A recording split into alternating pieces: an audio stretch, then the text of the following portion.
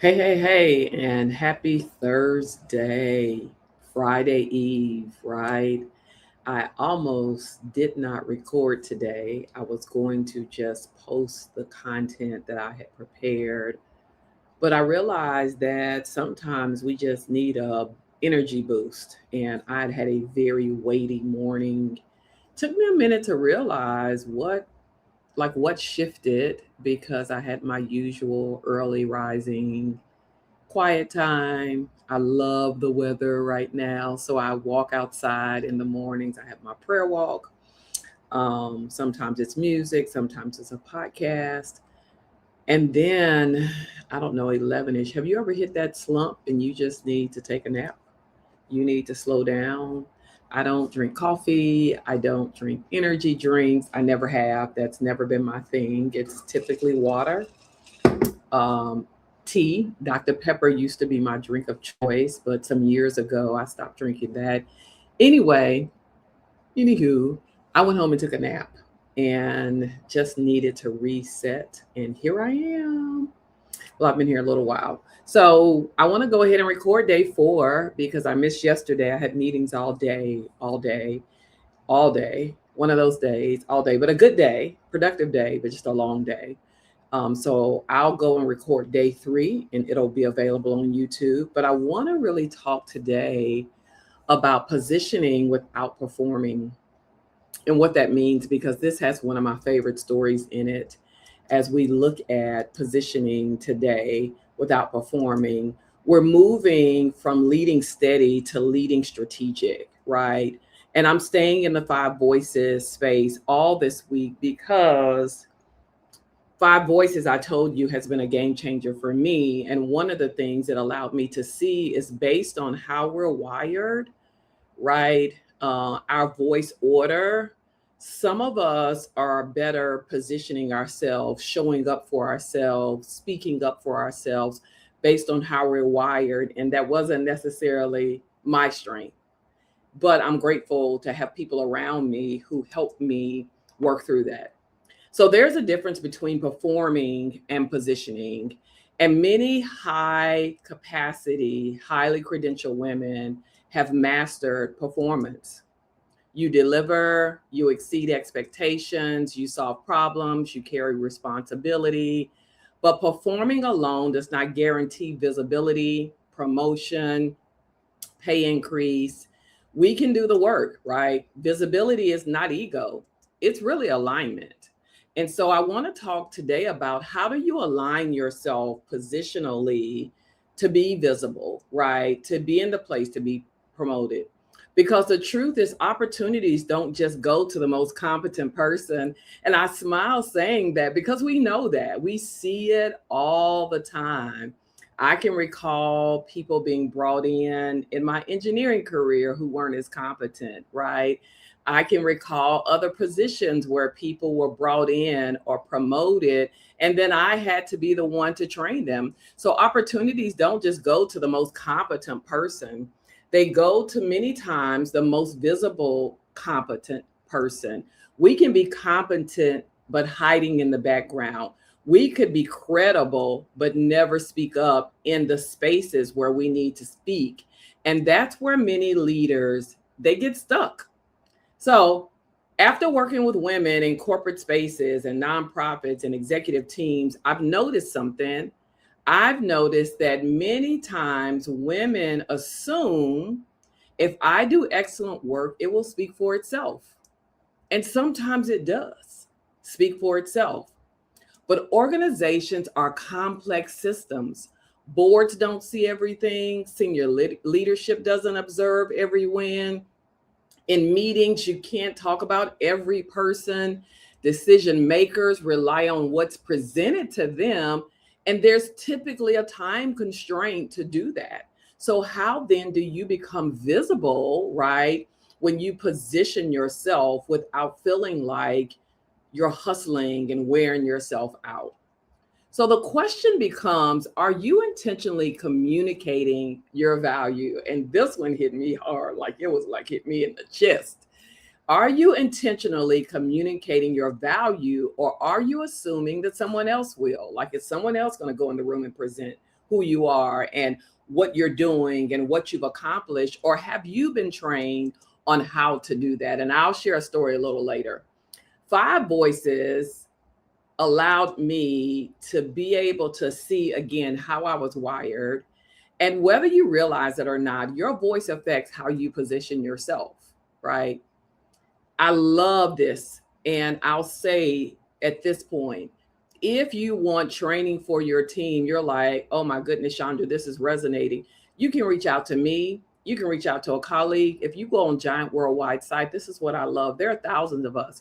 You can choose from all of our coaches and consultants to teach this content. But I want you to know that it affects how you position yourself.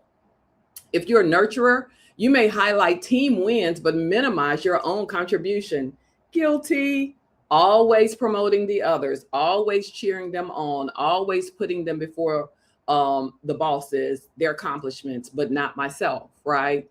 If you're a creative first voice or have that as your foundational voice, you may have strategic insights, but wait until you're fully ready. Can I give you a hint? Or where you think they're perfect to share them, which typically the perfection paralyzes you. So you don't always share what's really going on and nobody gets to hear it. If you're a guardian, you may quietly maintain excellence without broadcasting impact. Like you're getting the task done, you're getting it done.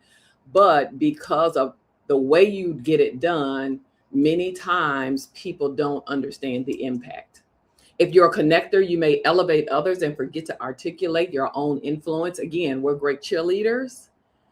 If you're a pioneer, you may move so quickly to the next initiative, pioneers, that you never document the last success. You never celebrate the win. It's just you've got to win every day, every time. So when we begin to talk about how do you position yourself without performing, none of these things are weaknesses, but unmanaged, they limit positioning. Okay? Now, research consistently shows that women are less likely to self-promote or apply for advancement opportunities unless they meet nearly all the criteria. In other words, we've got to check all the boxes. We've got to make sure. And I shared the other day that for men, they will ask for promotion, ask for a pay increase. And this is not me, this is the data. When they are 60% confident, they're like, let's go. Let's do this. There's one research that shows a man can be on a job in a role for 6 months and ask for a pay increase. No additional skills, no additional credentials. He's just, I've come in here, I've done the work, I understand, I'm ready to elevate. Let's level up. But not with women. But hear me, women, that's not humility. That's conditioning. And if leadership advancement requires clarity and visibility, then withholding your value doesn't make you noble. I love that. It makes you invisible. Okay. So let's talk about positioning and not performing. And how do we do that? Positioning is communicating value clearly and consistently. You want to communicate your value clearly and consistently. And you do not need to exaggerate it. You don't need to boast. You don't need to brag. You don't need to dominate. You don't need to become louder. You don't need to overcompensate. What we need, because I said I'm guilty of this, is to become clearer. Now, this is where my engineering brain comes in. You're going to hear it. Clear about what you lead, what you influence, or who you influence, who you lead, what outcomes improve because of you and your work with your team as an individual. That's executive language. It's the metrics, right? So when you think about it, I want you to think about one paragraph or statement that's a leadership summary, not for social media, not for applause, but for clarity. Like, how do we measure your work? And here's an example.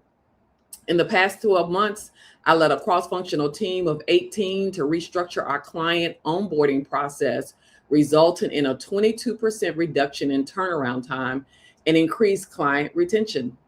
My strategic contribution was aligning departments, clarifying accountability, and driving execution across teams. Now that's very clear, right? We know how many people you are leading, 18. We know the percentage of increase we saw. We were able to see how you align departments and how you drove execution, not just, oh, I just came in here and did some work and our team got it done and we reached our goals. That's not going to do it. Okay. It's not, notice that that wasn't emotional. It wasn't exaggerated. It was measurable. It was outcome focused. And that's executive language. And I want you to think in that box about how do you do that, right? How do you write out these results and this strategy? And you might have to come back and replay it, but I want you to be specific. I want you to quantify when possible. I want you to name your influence clearly. Then use it in one setting this month. In a performance review, what have you accomplished over the last 12 months? I do this with my clients. We do Q1, Q2, Q3, Q4 goals, right? I want to be able to measure what you've accomplished. Maybe it's an executive update. What have you done? Maybe it's a board report. Maybe it's an advancement conversation. Visibility, hear me, is stewardship. It is not ego. It is stewardship. And that really is important. A few years ago, I did an interview with one of the founders of Giant. His name is Steve Cochran. And he was talking to me as a nurture creative. And one of the things he taught me was, we were just chatting before the interview. And he's like, Chandra, tell me about your background. I have a degree in mechanical engineering, certified in nonprofit management and female entrepreneurship from Cornell University. And so I roll these things off. And he said, when you step into a room, you need to step into the room with that. Now, if he hadn't asked me my credentials, I would have never mentioned them. Hear me, hear me. And not because I was trying to avoid them, but I thought that was humility. But what it really was invisibility. Okay. So some of us hesitate here because of fear. We don't want to be perceived as arrogant. We don't want to be misunderstood. We don't want to be labeled as too much. That's an invisible weight. That's not positioning. But remember, if you don't position yourself, others will position you. And you may not like the narrative they chose. So I say, position yourself. You don't need to perform for approval. You need to position with clarity. That's what you are going to do. Steady in identity, strategic in movement, and anchored in purpose. You got this. Tomorrow, I'm going to talk about sponsorship and strategic alliances and how to build influence so that there are people in the room who are positioning you as you position yourself. Have a great day, and I look forward to seeing you soon.